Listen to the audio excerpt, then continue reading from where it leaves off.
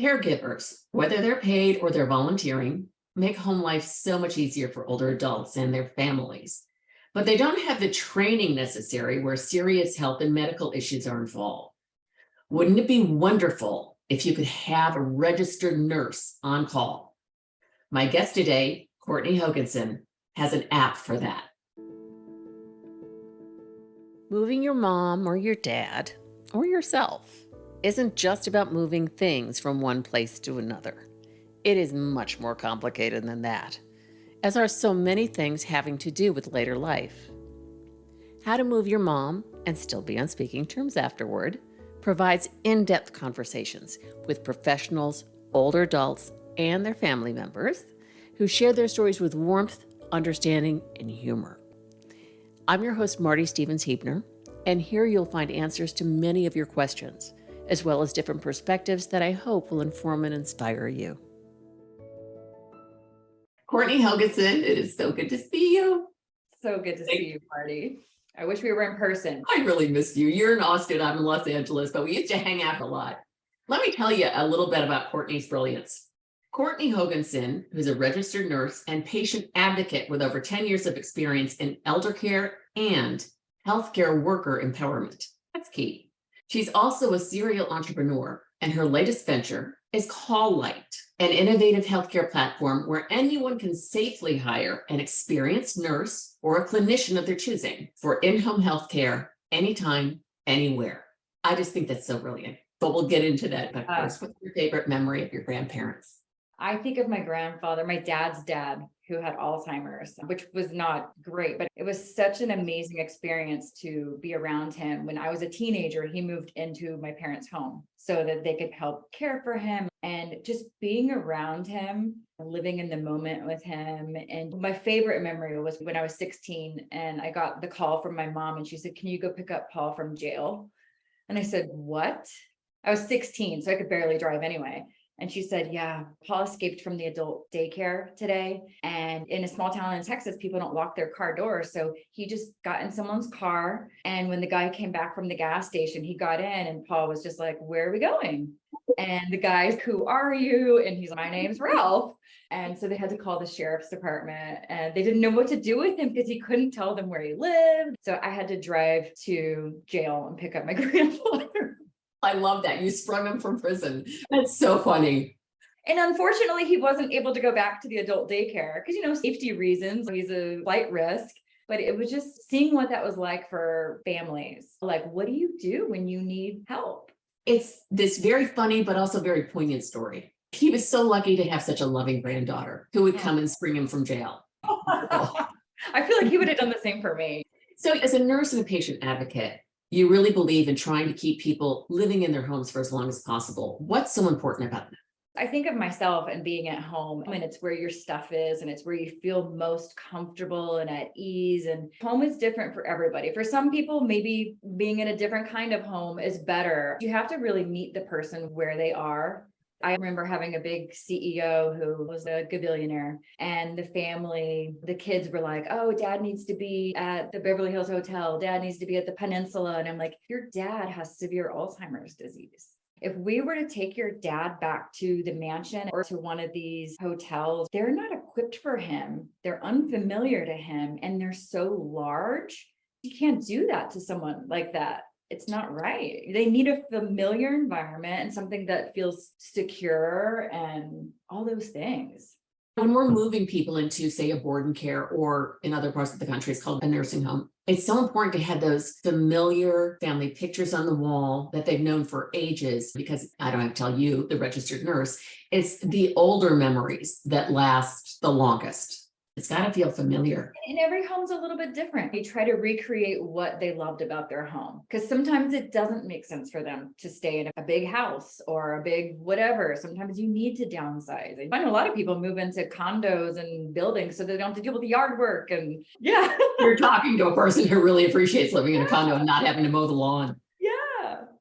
One of the things with caregiving and having nurses come to the home, is that covered by insurance or is it private pay? I'm glad you asked that. When I was working in the ICU as a nurse at UCLA, I always thought when my patients were leaving and they were going home with home health or hospice, I thought they're going to be taken care of at home. We're just going to do a handoff. And it was just such an eye-opening experience to find out, even if someone is actively dying on hospice, qualifies for all these things, the thing that's never, ever covered by Medicare or insurance is round-the-clock caregiving.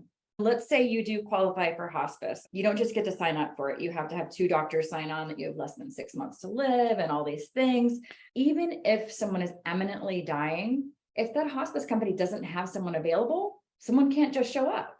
I just remember families really had to either do it themselves or hire through an agency, hire through a registry. And there's tons of different caregiving agencies, and it's like a dime a dozen, but it's your home. And it's scary to just let anyone in your home. You're not going on Craigslist to bring someone in your home. Who can you trust? A lot of the patients, they have cognitive impairment, or they have memory issues or mobility issues, and they're very dependent on these caregivers to the point where it can become undue influence. It can become these gifts, all sorts of things. You've seen it all once you've been in home health. And sometimes it's not the people you think you have to watch out for. Sometimes it's people that very much surprise you. Like sometimes it's an attorney, sometimes it's a doctor, sometimes it's a nurse, sometimes it's the adult child. You just never know. And so frequently it is a family member, and that's just heart-wrenching. I feel like I've seen the really good and the really bad, because I have seen the daughter-in-law whose husband passed away, and it's her husband's dad, and she's left in charge of him. The man never spent any money on himself. So she says, "Dad, I can't wait to spend all this money on you." And she did that. She put him in one of the nicest homes. She had me come a few times a week. Those were his golden years. He was happier in those last couple of years of his life than he ever was before. He was taken care of. He's like, "They take care of everything here. They take care of me. They even wash me." I hope so.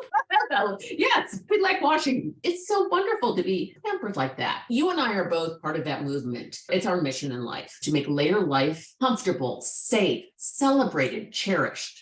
For those who are in their later years. You and I have a huge goal, especially because we'll be there eventually. Yeah, I mean, we hope we get the privilege to live that long, and let's learn what we can from our clients, from our families. Oh, that's what it looks like if you do take care of this. That's what it's like if you don't. I want to be more like her or him when I get to 100 or whatever. I would love it if you would describe what the big differences are between what a caregiver can provide to a client and what a registered nurse can do for them. There's really so many different levels of care, and every caregiver and every nurse may have different specialties, different certifications. So I always tell families, the thing you need to know that a caregiver should not be held responsible for is if you're ever administering medication or you're putting something into an orifice anywhere. If you're inserting anything into an opening or taking something out, that should be a nurse. And that includes needles, NG tubes, pegs. If you're following all the rules and regulations, a caregiver that is not a nurse should never be touching or administering medications of any kind. They can remind someone legally for liability reasons. You just want to make sure everyone's staying within their scope of practice. And that's why nurses can help in home, because they're already covered by the Board of Nursing. When someone leaves the hospital, there is a doctor who's written any order or medication. There's post-op, there's discharge orders. A nurse can do any of those things, but a caregiver sometimes get put in those positions to do things. It's wonderful what you're offering. There's all these gaps in care. It's like you're taken care of when you're in the hospital. But I always feel like if you don't need to be in the ER or the ICU, go home, bring someone to you. Something good that happened with the pandemic, because there were some silver linings, is telehealth. People are now starting to recognize that you can do things a little differently. In a way, we're going backwards to go forward again. Telehealth was around a long time ago, but it never really took off because people didn't need it. They were like, no, I can go in. But now you don't want to spread germs. You don't want to pick up anything you don't have to pick up. There's just so much you can get done at home. And I think if you can choose your own nurses, your own caregivers, you can choose your own doctor. So important. So how does Call Light work? So Call Light is a double-sided healthcare marketplace. As a care manager, I was often tasked with building these teams of caregivers and nurses for patients for short-term or long-term care. And I typically would go to a registry or an agency, and sometimes it would be awesome. Sometimes they'd send me a nurse with a pulse, and I'd be like, you can't send that to this house, because I would be held responsible for each and every person that came in. It got to the point where I couldn't trust other people to do it. So I had to do it myself. And so Call Light basically came to me when I was hiring my first part-time nanny for my son 6.5 years ago. I remember I found this wonderful girl through like a Facebook group, like a mom's group or something. But I said, I have to check your references. You could be an axe murderer. I don't know. And she said, can I give you my review page from this babysitting site? And I was like, what is she talking about? And so she gives me this rating and review sheet from Urban Sitter, and I loved it. And I was like, oh, somebody needs to do this for nursing so that people can hire nurses at home. This is so needed. This is going to help so many people. I had a newborn. I was like, somebody's going to do this. Someone's going to come up with this. And the pandemic happened, and it's, oh my gosh, we need this more than ever now. And so Call Light is this tool, this platform where people can post a job. I need someone to help 3 days a week with grandma for these specialties. So a daughter could do that. Post the job, and then all these different nurses and clinicians can apply for it and say, oh, that's something I'm interested in. It's not too far from me. Those hours would work with me. And they negotiate like, hey, here's what I want to pay. Here's my hours. Here's what I can do. So really what we're trying to do is trying to get rid of that middleman that puts so much cost on top of it, because it's 30 to 50% on top. And so in this way, if you have a nurse or clinician that's really good, they're going to be getting these ratings and these reviews over and over. And it's going to be tracking how many repeat clients, how many this, how many that. You may have the best team of nurses or caregivers for your loved ones that works right in that moment. But what if a car won't start? What if one of them gets sick? What do? Would you go back to the hospital? Do you bring in a totally new person? So to me, it's like there's 4 million nurses in the United States, and not all of them want to be working in a hospital, working 12-hour shifts, nights, holidays, weekends. Nurses that have done in-home care, private duty, they wonder, how can I get more of these jobs? I get to work one-on-one with someone where they want to be, and this person recognizes that they need my help so that they can stay home. And this person wants my help, and this person needs my help. It's a win. That's so brilliant, because you found the need, you found the void, and you found the solution. That's the first business you start. I was a nurse, and then I started a home care company because I thought, gosh, there's so many gaps in our care system. People are always asking me as a nurse, how can we help them in that transition to home? And so, I kind of went down that route, learned a lot, so much. That was Heal at Home. That was Heal at Home. I remember that's when I first met you. We've known each other for about 10 years now. I didn't have a kid. I was like bright-eyed, bushy-tailed. But it was such a great experience. And I think these other doors started opening because I was really great at what I did. And I loved being a nurse and being in charge of all these caregivers. And I was in the director of nursing. But if a client was in the hospital or going to a doctor's office, I started to recognize the value of being there with them and being the patient quarterback that, hey, let's make sure that this medication got picked up at the pharmacy. Let's make sure it got put in the pill box. Let's make sure that they're checking the blood pressure. And I just recognized the continuity of care that I was able to provide. And then families just kept saying, gosh, if we could hire someone like you to go to all of their appointments, to manage all the caregivers. So that's when I became a care manager. Those voids keep coming up, and I need to help these people. We know the healthcare system is a mess, and it's difficult. It's scary. I think the world knows it's ridiculous, and that people literally can go bankrupt taking care of people. The private duty registry that I had in LA and the care management, not everyone could afford that. And that's what was tough. I tried to do what I could, and I never left anybody like, oh, you can't afford my services, I can't help you. I would always try to help them as much as we could. But I wanted to make it so that more people could get help, because sometimes you don't need a nurse 24/7 around the clock. Sometimes you just need someone for a week, or someone's a newly diabetic patient and they just need a little bit more than what home health will offer. Because home health, even if you qualify for it, it's just a few short visits for a few weeks. And that's it. It's great to have it, but you don't know when they're showing up, who it's going to be. You can't plan your life around that. So with Call Light, I really want nurses to be able to, just like when you're in the hospital and someone pushes a call light, you can go and help them. If you're available, you can say, you know what, I'm going to go help that person because they're 5 minutes from me or what have you. I remember when you had Heal at Home healthcare, and this is what you do when you're a business owner. One of the caregivers at the last minute couldn't show up. So I remember you said, I'm putting on my scrubs and going and doing the shift. And I think you mentioned that after your shift, they said, oh my God, why can't we have somebody like you all the time? Your skill as a nurse and being able to translate to people. For example, you mentioned a G tube and a peg before. What are those? Because I don't know. A G tube is something that goes into your nose in your gastro area. And then a peg goes in the side of your stomach. Somebody who understands that and also knows the perils of having those things if they're not looked after properly. And that's something a nurse knows. Just going on those shifts, those are some of the most memorable ones when I put on the pair of scrubs and had to show up because they needed help. And I thought, you know what? Today's my day. I'm going to go. I just wanted to make sure they were taken care of and they could stay home.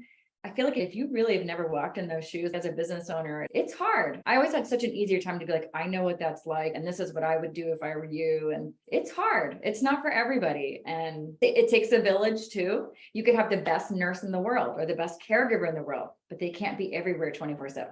So you have to find allies and you have to find other people to help. And the experts in each area.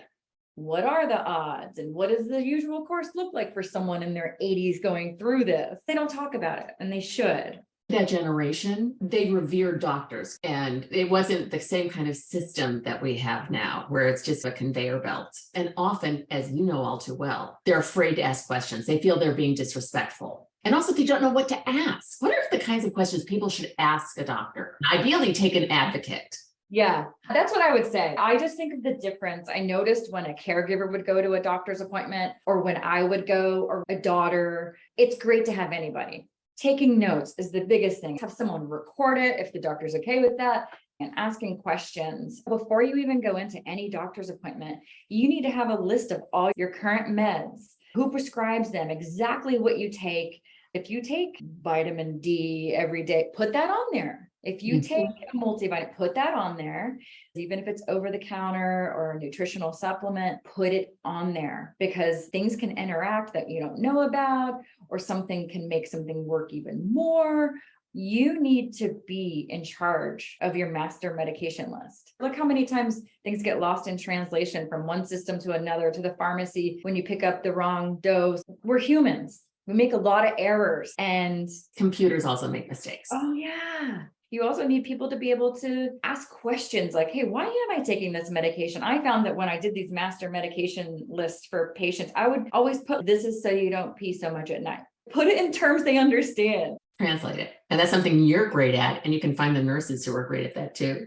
I know you're big on getting people to plan for later life. Or it's not even later life. What if you're in a car accident, you wind up in a coma? What if you're Britney Spears and you have a lot of money and a lot of people that depend on you? Wouldn't it be nice to pick who's in charge of you? Yes, it would be. Took a court case for her, but finally. And I remember a story you once told me. I think it was after your first shift at UCLA's ICU, and you saw these critically ill patients, and you went home, talked to your husband, and I printed out an advanced healthcare directive for both of us. I just went to the state of California, advanced healthcare directive, printed it out. It was a couple of pages long and said, I do or do not want this to happen to me. And you basically are saying, when I want you to pull the plug, don't keep me alive for 50 years in a coma. So I filled that out. And then we walked over to our neighbor's house, had him sign it as a witness. We both did those right then and there because I was actually in a nursing school rotation and I was in the ICU, and it was two youngish patients who nobody wanted to be the one to say, we don't think they're going to recover, but they were both comatose, brain dead. You pray for a miracle, and look, miracles happen, but it was not very likely that they were ever going to wake up or have any sort of meaningful life. And no one wanted to be the person to say, let's not try everything. So both of these patients were getting sent to get trached and pegged. So they were getting an airway put in here so they could have a ventilator, breathe for them. And they were getting pegged so nutrition can go in through their stomach. And then they both got sent off to a skilled nursing facility. The families said if we had had something in writing or if we had ever talked about it, just never talked about it. And so I saw that as where you go when you don't talk about it and nothing's in writing. Because you can't just have it in writing and you can't just talk about it. You have to do both. Well, and some people will write in their advanced healthcare directive, like you ask them, what's super important to you? As long as I can sit and watch baseball and eat chocolate, that's enough for me. And so for that person, put that in there. As long as they can still do that, keep treating them. But once they lose the ability to do whatever it is that's super important to them, that's their quality of life. That's their choice. Yeah. It really is. I remember some of my doctor friends, we would talk about, oh, you're on the list to pull the plug for me. Even if you have to trip over the cord, you better pull that plug. If you don't, if I suffer for years and years, I will haunt you. I will find a way. And we joke about it, but I just want you to know this is definitely what I want. It's so important. The statistics say that about a third of new entrepreneurial ventures are being started by people who are over 50. And there are multitudes, including younger people, who are launching endeavors to serve later life and all the different issues involved. It's a challenge to become an entrepreneur. I don't know if you hear this as much as I do. You'll be at a party or something, you're meeting somebody, they say, oh, that's so great. You can make your own hours. And I always say 24/7, I make my own hours. Yeah, it's just great. There's definitely good things about it, but it can be lonely too. And I think that's why we found other entrepreneurs as women. It was so nice to find a group of people that understood, because I think people have these conceptions of, oh, if you have a business, you're already super successful, you're already rich. No, I didn't pay myself for the first couple of years. You have no idea what it's like until you start a business. And even though it's successful, doesn't mean you're making any money. Yeah, you and I, we've talked a lot about the challenges and everything. There's a term called the loneliness of leadership. You're married, you have this adorable son, and you have your friends and everything like that. And yet you're the one who has to make the decisions. People can give you all kinds of information, but ultimately you have to say, we need to do this. And it's a risk. And that's the loneliness of leadership. And that's what keeps people up till 3 a.m. and you got the squirrels going around in your brain. Yeah, and I think that's always going to be there. And I think the thing that's helped me is I just try to refocus on like, why am I doing this? Why am I choosing to do this? It's funny. I didn't go into nursing to become a business person or to become an entrepreneur. I went into nursing because I just wanted to help people. I left Hollywood. I was like, oh, this wasn't what I thought it was going to be. It sucks. It does. I'll never become rich or famous or all these things, but I will know that my time here was spent helping people. I'm making a difference every day. And then finding out being a nurse, there's so many things I could do outside of the hospital, like a legal nurse consultant. I could be an advocate. I could be so many things. And I just wanted to help other nurses figure out how to do that. Being an entrepreneur, it's not for everybody, but it's in our blood. And it's really great to go home at the end of the day and know that you really eased a burden for someone. And selfishly, who's going to take care of my parents and my aunts and uncles? Who's going to take care of us? We don't create these systems. No one else is going to do it. That's so true. It's kind of like stop complaining and just do it. We were talking about planning and how important that is. It's also very important to sign your documents. And make sure everybody knows where it is. And that will save you. I mean, there have been people who didn't know they had an advanced healthcare directive and they're in court fighting over the care. And I remember an advanced healthcare directive came out of a safe. An accountant or somebody found it and was like, oh no, he actually chose who he wants to be in charge. And it was like, oh, thank you for having done that. And telling somebody where that was, because it saved them, I think, years and probably millions of dollars. I bring this up basically every episode about planning. Yeah. Because it's the gift you give those you leave behind. The wonderful thing about you is that you're not just a patient advocate, but you're really an advocate for healthcare workers. What can all of us do to support healthcare workers and nurses who we came finally to really appreciate during the pandemic? What can we do now that we're getting past the pandemic to really support them? I think the current thing you can really do to help support nurses and healthcare workers is there's this initiative. Most people don't know this, but the billing system for nursing goes back 100 years. And a nurse's services, unlike a doctor can bill for his or her services with a billing number, NPI. When you go into the hospital, your nursing services are put on your bill like a box of tissues. Like it's just part of the room charge. It's like they're not even treated like the professionals that they are. And just think there are so many different levels. There's nurse anesthetists, there's nurse practitioners, there's all sorts of things. It's been in that place for so long, and I think people don't even realize that it's still like that. So now what we're trying to do is we're trying to get nurses to have their own billing codes. And there's a commission that has started. We're just trying to make nurses get the professional due that they should be able to bill for their services. That is awful. A nurse next to a box of tissues on an invoice. Yeah. With all that training and all the trauma they see, all those patients and the families, They're so vital, and they're the ones who the people see all the time in hospitals. Once they start to do that and nurses have their own billing codes, just like all these other types of therapists, then people are going to be able to choose their own nurses. Oh, I want to choose my home nurse and I'm going to contract with her directly. And right now we're doing all private pay. But at some point in the future, when nurses have their own billing codes and their NPIs, What are NPIs? National Provider Identifier or something like that? Yeah. That's a way that people can get billing for Medicare, for Medicaid. When you have something like that, you don't have to go through a registry or an agency. Just like you can choose your own doctors. And the great thing with Call Light is that you can choose the nurse or clinician that you want to work with. And I just think that's such a brilliant idea. I'm so glad you've done it. Thank you so much for being with me. And thank you for all the vital information for everything you do. Thank you, Marty. Thank you so much for listening to How to Move Your Mom and Still Be on Speaking Terms Afterward. Please visit howtomoveyourmom.com for more information about this episode and for additional podcast episodes featuring other extraordinary guests and conversations. Until next time, this is your very grateful host, Marty Stevens-Heebner.